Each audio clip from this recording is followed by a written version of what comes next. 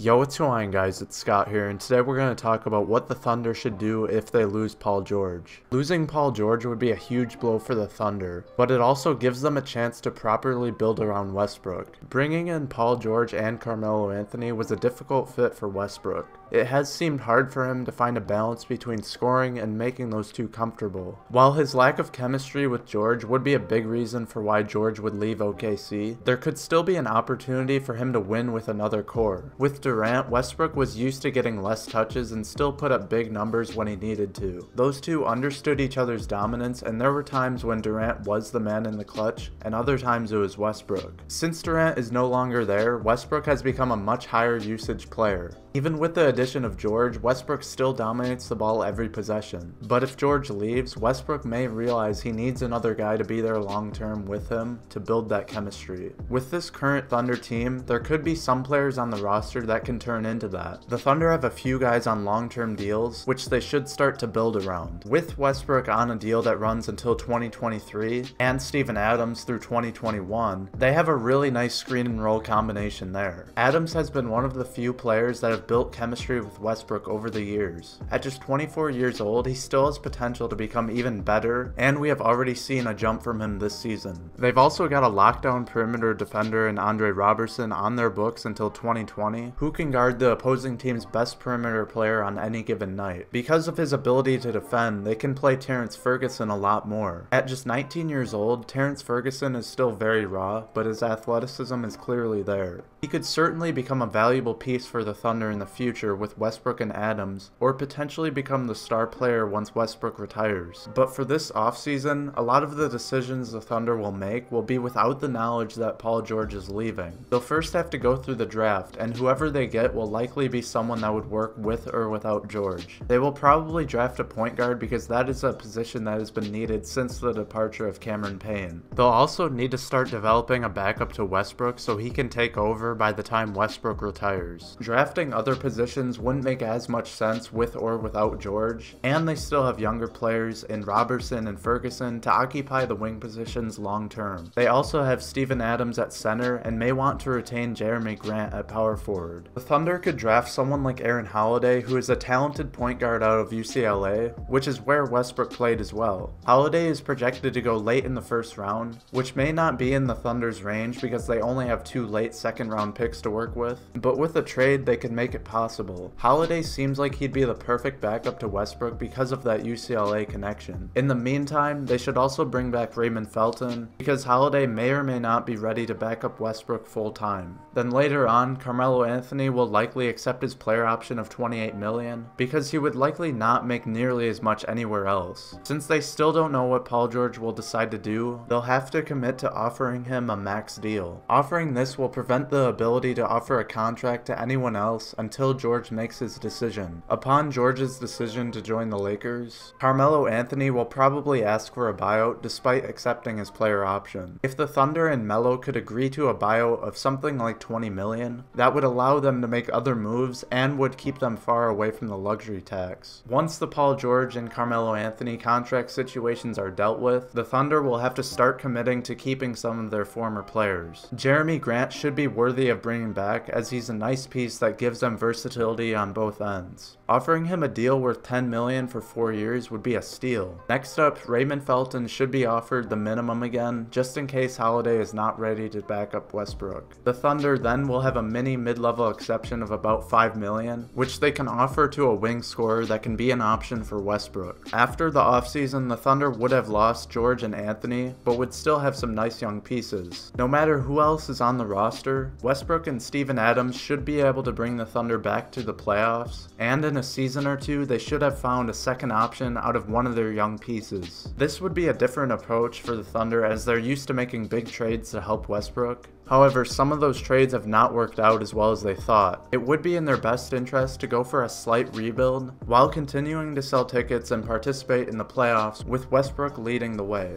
That's all I have for this video, guys. I hope you did enjoy. Make sure you subscribe if you want to see more NBA content, and leave a like if you enjoyed, and thanks for watching.